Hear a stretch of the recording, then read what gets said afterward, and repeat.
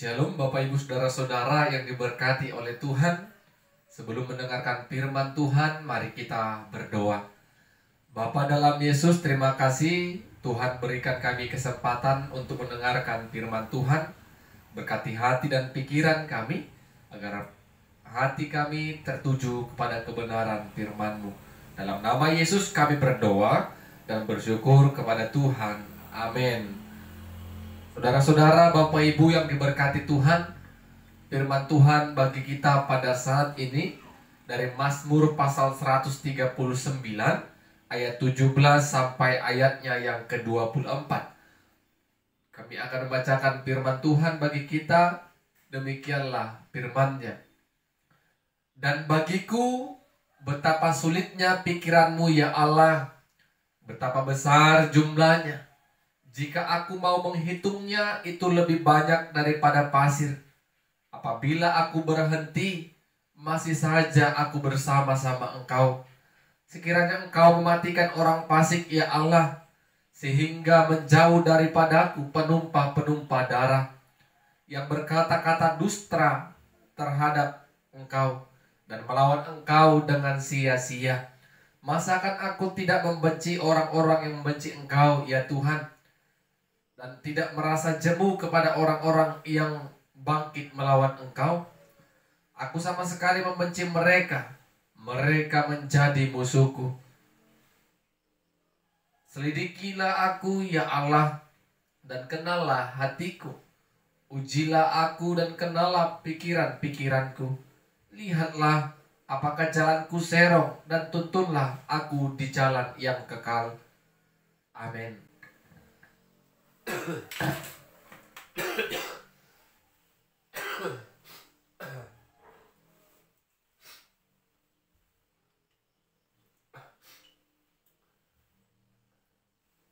Bapak Ibu Saudara-saudara yang diberkati Tuhan, tema firman Tuhan bagi kita pada saat ini, di hadapan Allah tidak ada yang tersembunyi.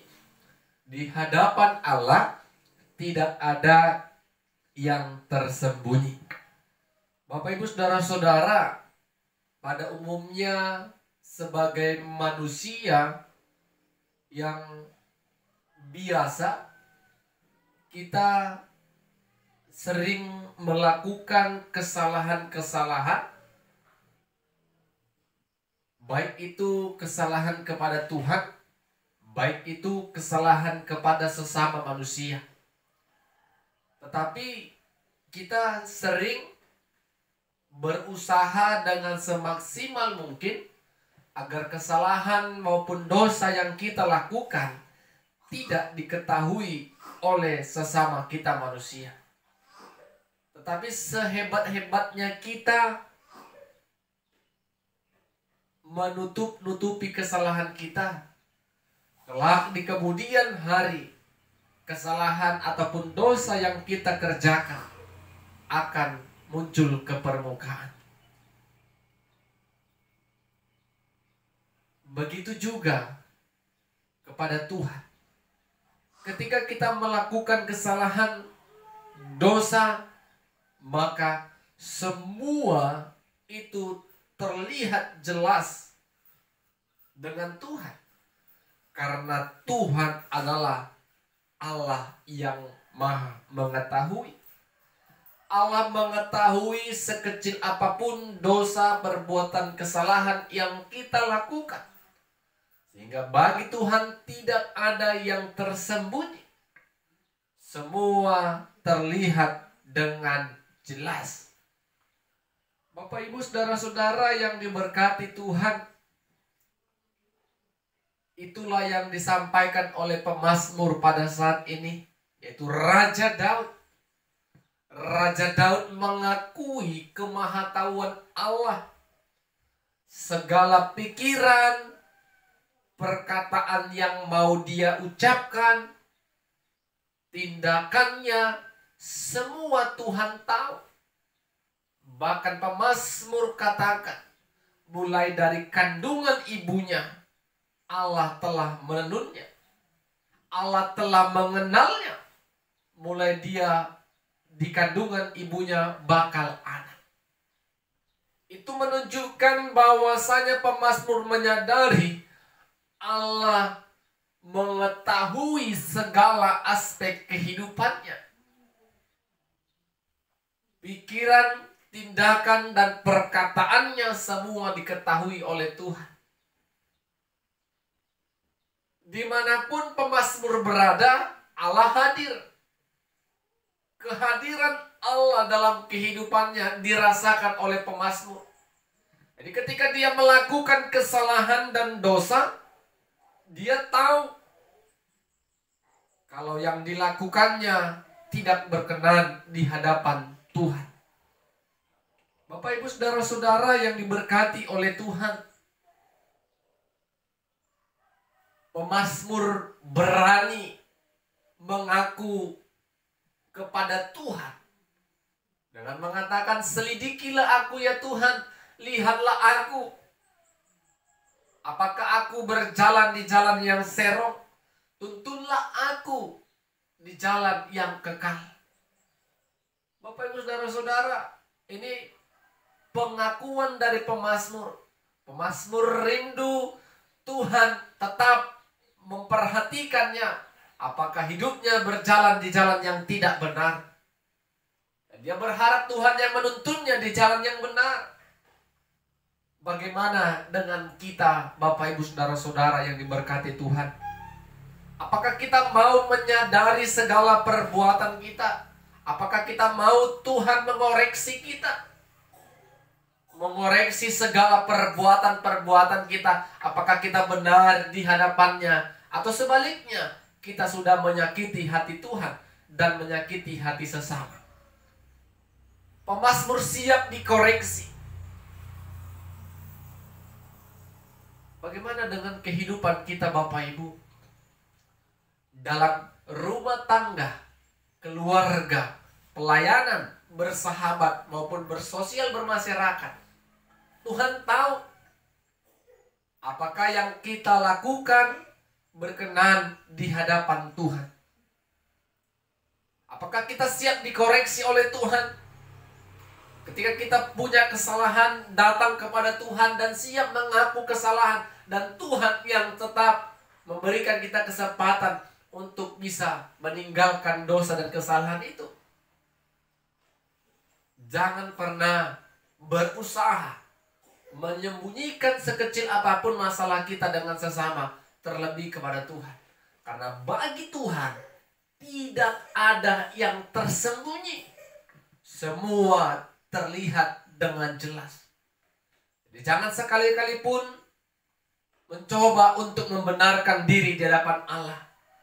Karena perbuatan yang kita lakukan sesungguhnya adalah tidak berkenan di hadapannya. Mari Bapak Ibu saudara-saudara datang kepada Tuhan, agar Tuhan yang melihat hati kita, Tuhan yang menuntun kita, dan memampukan kita untuk melakukan yang baik dan meninggalkan yang tidak baik. Tuhan mengizinkan kita untuk datang kepadanya.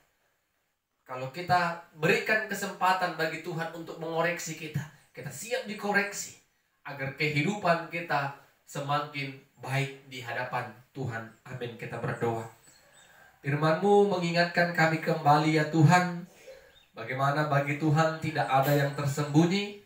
Segala perbuatan, segala kesalahan yang kami lakukan dalam kehidupan kami, biarlah Tuhan yang menuntun dan menolong kami untuk melakukan kebenaran firman-Mu. Dalam nama Yesus kami berdoa dan bersyukur. Amin. Shalom. Tuhan Yesus memberkati kita semua. Shalom Bapak Ibu saudara-saudara yang diberkati Tuhan. Sebelum kita mendengarkan firman Tuhan, mari kita berdoa. Terima kasih kami ucapkan kepadamu ya Tuhan. Kami bersyukur karena kasih-Mu menuntun kami untuk boleh mendengarkan kebenaran firman-Mu. Berkati kami dengan kuasa Roh Tuhan, agar firman Tuhan dapat kami mengerti, bahkan kami lakukan. Dalam nama Yesus kami berdoa dan bersyukur. Amin. Bapak Ibu saudara-saudara yang diberkati Tuhan, firman Tuhan bagi kita pada saat ini dari Lukas pasal 14 ayat 25 sampai 33. Lukas pasal 14 ayat 25 sampai 33. Kami akan membacakan firman Tuhan bagi kita. Demikianlah firman-Nya. Pada suatu kali banyak orang berduyun-duyun mengikuti Yesus dalam perjalanannya. Sambil berpaling ia berkata kepada mereka, "Jikalau seorang datang kepadaku dan ia tidak membenci bapaknya, ibunya, istrinya, anak-anaknya, saudaranya laki-laki atau perempuan, bahkan nyawanya sendiri, ia tidak dapat menjadi muridku. Barang siapa tidak memikul salibnya dan mengikut aku, ia tidak dapat menjadi muridku. Sebab siapakah di antara kamu yang kalau mau mendirikan sebuah menara tidak duduk dahulu membuat anggaran biayanya, kalau cukup uangnya untuk menyelesaikan pekerjaan itu, supaya jikalau ia sudah meletakkan dasarnya dan tidak dapat menyelesaikannya, jangan semua orang yang melihatnya mengejek dia." Sambil berkata, orang itu mulai mendirikan, tetapi ia tidak sanggup menyelesaikannya. Atau raja manakah yang kalau mau pergi berperang melawan raja lain, tidak duduk dahulu untuk mempertimbangkan apakah dengan 10.000 orang ia sanggup menghadapi lawan yang mendatanginya dengan 20.000 orang? Jikalau tidak, ia akan mengirim utusan selama musuh itu masih jalan untuk menanyakan syarat-syarat perdamaian. Demikianlah pula tiap-tiap orang di antara kamu yang tidak melepaskan dirinya dari segala miliknya tidak dapat menjadi muridku. Amin. Bapak Ibu saudara-saudara yang diberkati Tuhan, tema firman Tuhan bagi kita pada saat ini, mengikut Tuhan dengan sungguh-sungguh. Mengikut Tuhan dengan sungguh-sungguh. Seorang pemimpin pasti akan berusaha semaksimal mungkin agar banyak orang-orang yang mau ikut di dalam kepemimpinannya. Orang-orang yang mau ikut berpartisipasi atas kepemimpinan yang sedang dia pimpin. Bapak Ibu saudara-saudara, pemimpin suka pada umumnya banyak orang-orang yang mengagungkan namanya, orang-orang yang meninggikan namanya dan memuji-muji dia, dan kagum melihat setiap perkataan-perkataan yang diutarakannya. Itu kesan sebagai pemimpin dunia. Berbeda dengan Yesus. Ketika Yesus mulai dikenal oleh banyak orang di setiap daerah-daerah, namanya mulai tersiar. Bahkan firman Tuhan tadi kita baca, semua orang berduyun-duyun mengikuti Yesus. Seharusnya Yesus senang melihat banyaknya orang yang mengikuti dia. Seharusnya Yesus bangga karena pengajarannya dan mujizat bahkan perkataannya yang selama ini dia lakukan dapat menarik perhatian orang banyak sehingga mereka dengan antusias mengikuti Yesus. Tetapi Yesus tahu Bapak Ibu saudara-saudara bahwa mereka yang mengikut dia, yang berduyun-duyun ini, tidaklah sungguh-sungguh mengikut dia sebagai Tuhan dan Juru Selamat. Sehingga Yesus dengan tegas mengatakan, barang siapa yang mau mengikut aku, dia harus siap dibenci oleh bapaknya, ibunya, saudaranya, keluarganya, bahkan nyawanya sendiri pun siap demi mengikut Yesus dipertaruhkan. Barang siapa yang mau mengikut aku, ia harus memikul salib dan mengikuti aku. Itu adalah perkataan Yesus dengan tegas dan keras. Karena Yesus mau orang-orang yang mengikut dia benar-benar orang yang memprioritaskan Kristus dalam kehidupannya. Sehingga dia katakan kepada banyak orang pada saat itu, ketika ada seseorang yang mau membangun menara, maka seseorang itu akan duduk dan merenungkan dan membuat anggaran biaya mulai dasar sampai akhirnya. Karena kalau tidak, maka bangunan itu tidak akan selesai karena kekurangan biaya. Begitu juga dengan seorang raja yang ingin berperang melawan 20.000 pasukan perang. Dan dia hanya membawa 10.000. Kalau dia tidak merenungkan apakah kekuatannya sanggup melawan yang akan dihadapinya. 10.000 melawan 20.000. Kalau dia pikir tidak sanggup, maka dia akan kirim utusannya untuk meminta syarat-syarat perdamaian. Artinya apa Bapak Ibu Saudara-saudara? Mengikut Yesus, menjadi pelayan Tuhan, harus ada pertimbangan pribadi dalam kehidupan kita. Kita gampang mengatakan aku mau mengikut Tuhan, aku mau melayani Tuhan, tetapi di tengah jalan sering kita menghadapi kendala-kendala yang membuat kita mundur dalam perkataan yang kita katakan tadi. Aku akan mengikut Tuhan. Tetapi kata Tuhan, barang siapa yang memikul salib, dialah yang mengikut aku. Terkadang Bapak Ibu Saudara-saudara, hidup tidak lepas dari yang namanya persoalan dan masalah. Baik itu dari internal dan eksternal, dari dalam diri kita dan luar diri kita. Terkadang itu yang membuat kita berhenti dan meninggalkan Kristus Yesus. Banyak tantangan dan hambatan yang harus kita lakukan. Banyak hambatan dan tantangan yang benar-benar terlihat jelas di hadapan kita. Tetapi kembali Yesus mau katakan, Yesus mau pengikut-pengikut dia adalah orang-orang yang sungguh-sungguh memberikan hatinya dan imannya tertuju kepada Kristus sebagai Tuhan dan Juru Selamat.